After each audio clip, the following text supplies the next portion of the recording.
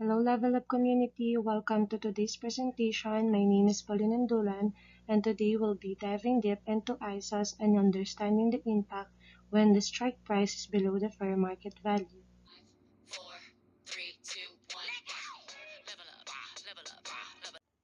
So let's start with a quick recap of what ISOs are. So incentive stock options or ISOs are a type of employee stock option that offers tax benefits. These are often part of an employee's compensation package. Key features of ISOs include the grant date. So this is the date on which the ISO is granted. Then the next one is the vesting period, the time over which the employee earns the right to exercise the option. Then the exercise price or the strike price, the price at which the employee can purchase the stock, and the fair market value or the current value of the stock in the market. One important point to remember is the holding period requirement. To receive favorable tax treatment, the employee must hold the share for at least 1 year after exercising and 2 years from the grant.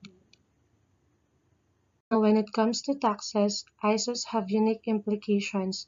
Initially, there is no regular income tax on the grant itself. However, when exercising the options, although regular income tax is typically not applied, the difference between the fair market value at exercise and the strike price may be subject to AMT or alternative minimum tax. If the holding period requirements are met, any gain upon the sale of the shares is taxed as a long-term capital gain, which often results in lower tax rates. Now let's explore a scenario where the strike price is lower than the fair market value at the time of exercise. For example, if you were granted options with a strike price of $10 per share, and by the time you exercise them, the fair market value has risen to $25 per share. You would have the opportunity now to purchase shares at $10 that are worth $25.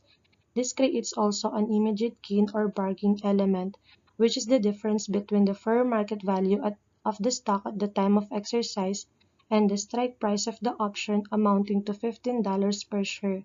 So in this case, the employee gains significant value through the exercise. Now what about taxes? So in this scenario, the difference between the fair market value and the strike price, which is $15 per share, could be subject to AMT. Now if you hold onto the shares and meet the required holding period, the gain from the $10 strike price to the eventual sale price will be taxed at long-term capital gains rates.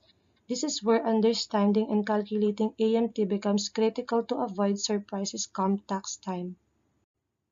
Now let's bring all these concepts to life with a detailed example, buying and holding when strike price is lower than fair market value. So suppose you exercise your ISOs when the strike price was $10 per share, and at the time of exercise the fair market value was $25 per share. You decided to exercise 50,000 shares. This means you paid a total of $500,000 to purchase the shares, calculated as $10 multiplied by 50,000 shares.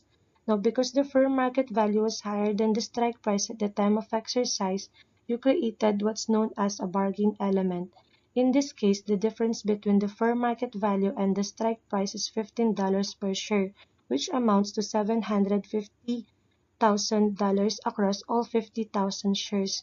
Now, this $750,000 is considered income for the purposes of the AMT, and you would need to use the form 6251 to calculate whether AMT applies. Now let's go to selling ISOs when strike price is lower than fair market value. So when you eventually sell these shares, let's say you sell them at $45 per share, your regular tax return would show a long-term capital gain. So the capital gain is calculated as the difference between the sale price $45 and the strike price $10 multiplied by the number of shares 50,000, and this results in a total gain of $1,750,000, which would be reported on Schedule D of your tax return. However, for AMT purposes, the gain is calculated differently. So the AMT basis for the shares is $25 per share, not $10, because that was the fair market value at the time of exercise. Therefore, the AMT gain would be $1 million calculated as $45 sale price minus $25 AMT basis multiplied by 50,000 shares, and the total proceeds from the sale would be $2,250,000 calculated as $45 multiplied by 50,000 shares. And then the difference between the regular tax gain and the AMT gain is $750,000, which would be reported as negative on Form 6251.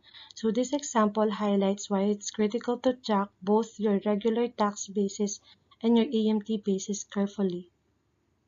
So as we wrap up, let's review the key points and action steps to remember when dealing with ISOs, especially in scenarios where the strike price is lower than the fair market value. So the first one is we need to understand AMT implications. So when you exercise ISOs at a time when the fair market value is higher than the strike price, you could trigger AMT liability. The bargain element, which is the difference between the fair market value and the strike price, is treated as income under AMT rules.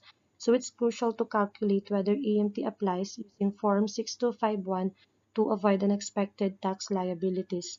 The next one is the long-term capital gains. So one of the main advantages of ISOs is the potential to benefit from long-term capital gains tax rates. So to qualify, you must hold the shares for at least 1 year after exercising and at least 2 years from the grant date.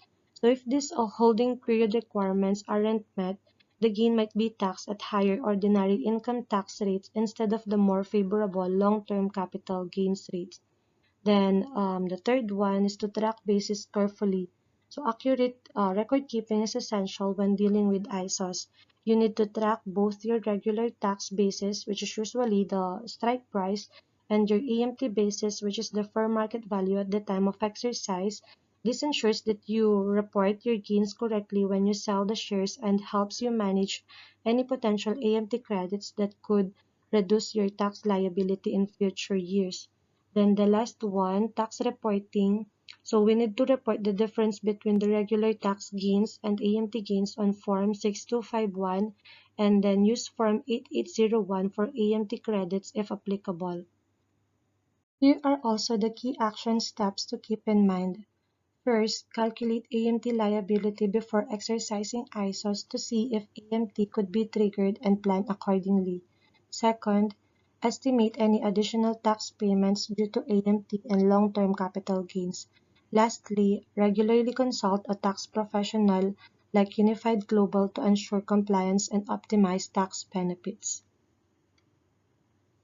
That's all. Thank you.